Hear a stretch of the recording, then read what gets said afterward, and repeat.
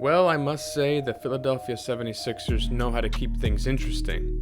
Unless you've been living completely off the grid, you know the Sixers have hired Daryl Morey as their new president of basketball operations, and actually handed him a reported 5-year contract worth somewhere in the ballpark of $10 million per season. Doc Rivers, by the way, reportedly pushed for this hire as well, which means the two of them will likely be on the same page. This is a fantastic hire, as Mori is incredibly creative and is the perfect person to be tasked with turning a pricey but not particularly cohesive Sixers team into a champion. Mori, with the help of Elton Brand, who recently signed a contract extension, Doc Rivers, and the rest of their staff, will need to figure out if Joel Embiid and Ben Simmons can carry this team to the promised land, or at the very least to the finals. In this video, we will go over what Mori's options will be in free agency to try and win next season with both Joel Embiid and Ben Simmons as their two superstars, and a realistic trade he can make to potentially put them over the top. We will also discuss if and when Mori will actually choose to trade one of their two superstars. But before we get into it, if you enjoyed this video, subscribe, hit the like button, and remember to turn on the bell notification so I could keep getting fresh content out to you. Also check out the playlist in the description section on other teams' 2-year outlooks I find interesting, and feel free to leave a comment on your thoughts on this team. I will be responding to most people's comments the first few days the video is up. So let's dive in. For those of you who think Daryl Morey should immediately look into trading Ben Simmons or Joel Embiid, you will be disappointed. Daryl Morey is going to do what he can to make it work with his two superstars and has already stated he will do so. At least for next season. That, of course, is the correct course of action because it's not every day you have two young and arguably top 15 players in the league on your team. And I believe Daryl Morey will welcome the challenge. It will be quite a challenge though, considering the team is fairly strapped financially and have over 82% of their cap tied up in Embiid, Simmons, Tobias Harris, and Al Horford. If they want to unload one of either Harris or Horford, I believe Horford is the more tradable contract considering it's 3 years instead of 4, it's less expensive, and that final year isn't guaranteed. Also, there are some around the league that feel Horford can still be productive and simply wasn't in the proper role and wasn't utilized correctly on the Sixers. A glaring need on this team, as we all know, is shooting. The Sixers rank 22nd in the league in 3-point attempts, but there is one key stat I find very interesting. They were 9th in the league in 3-point percentage. And a big contributing factor to that is that Ben Simmons is excellent at finding open 3-point shooters. Imagine what he can do if they just added a bit more shooting around him. The Sixers can bring back Alec Burks, who has been shooting 41% from downtown, and can go after Wesley Matthews and Langston Galloway, who can knock down the 3-point shot and will be available on affordable contracts.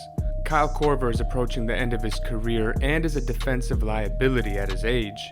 But in limited minutes last season, he did manage to shoot 41% from downtown and can likely be signed to the vet minimum. The Sixers can even consider bringing back Dario Saric in free agency, who could spread the floor a little bit for them. Daryl Morey has a way of finding undervalued players who thrive in whatever he is building. A good example of that was how he managed to revitalize Ben McLemore's career in Houston, after most thought he would play out the rest of his career overseas, by putting him in the perfect position to be successful. I honestly think that if this Sixers team can just stay healthy and Morey adds a few shooters, this team will be in contention to make the finals.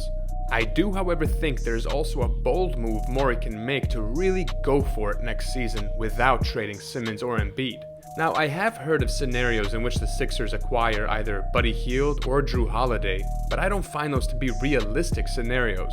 The Kings' new general manager Monte McNair worked under Daryl Morey in Houston for over a decade, and I doubt that he will allow himself to be swindled into taking Al Horford's horrific contract for a top 3 or 4 shooter who moves amazingly without the ball and is incredibly durable. Also, in order to acquire Drew Holiday, he would need to agree to a multi-year extension, because the Sixers would have to give up a multitude of picks, many of which would be unprotected.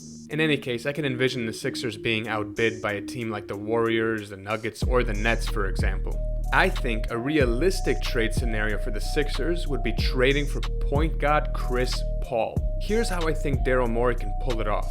The Sixers can offer up Al Horford, Mike Scotts, this year's 21st pick, the 34th pick, as well as the 36th pick in this year's draft for CP3.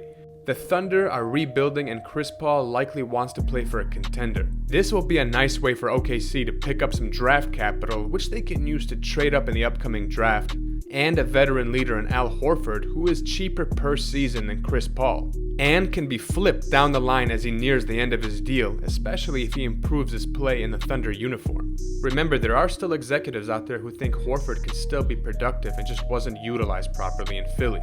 Now, I know this will be an incredibly expensive team for Philadelphia, but the Sixers owners have shown a willingness to spend, and will do so if it means winning. This trade could backfire for the Sixers, considering Chris Paul is fairly injury prone and is already 35 years old, but he only has 2 years left on his contract and was incredibly productive last season, while leading that Thunder team to exceed all expectations, which earned Chris Paul the second-team All-NBA honor. Also, CP3 will be a very good fit for the Sixers, as he has proven over the past few seasons that he can play off the ball, as he did with James Harden and Shai Gilgeous-Alexander, who, like Ben Simmons, cannot shoot the three. Chris Paul is a 37% three-point shooter for his career, which will free up some space for Simmons and Embiid to operate. He is also a solid defender and can produce late-game offense. Chris Paul actually led the NBA's #1 ranked clutch offense in Houston, and he did the exact same thing in OKC. It has also been reported that Daryl Morey loves Chris Paul and would never have traded him in the first place if it weren't for Rockets owner Tillman Fertitta forcing his hand. I actually find this to be a relatively low-risk, high-reward trade, considering the Sixers won't be giving up too much for the upside of winning a championship next season as a result, if everyone remains healthy. And let's face it, the Sixers need some serious leadership on this team. Also, Doc Rivers has stated that he and Chris Paul have already hashed out any differences they had from their Clippers days together. The two of them can hold guys on the Sixers squad accountable in ways Brett Brown couldn't do. Joel Embiid in particular will need to be held accountable, considering his work ethic at times has been suspect. The Sixers have a nice core of players on the squad in Ben Simmons, Joel Embiid, Matisse Thybulle, and Shake Milton, along with role players like Tobias Harris, Josh Richardson, and Furkan Korkmaz. Even though Thybulle had some ups and downs in his rookie season, he has potential to be a true 3-and-D type of player most executives drool over. He surprised many with his ability to disrupt elite scorers by plucking the ball loose from behind and blocking shots off the ball. He also displayed his potential as a reliable three-point shooter by averaging 46% from downtown his first 30 games of the season before hitting a bit of a rookie wall. I think over time he will become a more consistent and reliable shooter and will learn not to take so many gambles on defense. Thybulle has the potential to become a perennial all-defensive type of player in this league.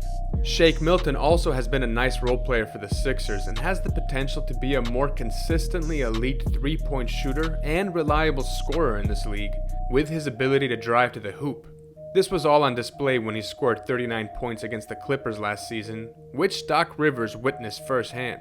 I can envision Rivers utilizing him in that sixth-man role next season, considering he can create his own shot and fits the mold of a score-first combo guard type of player.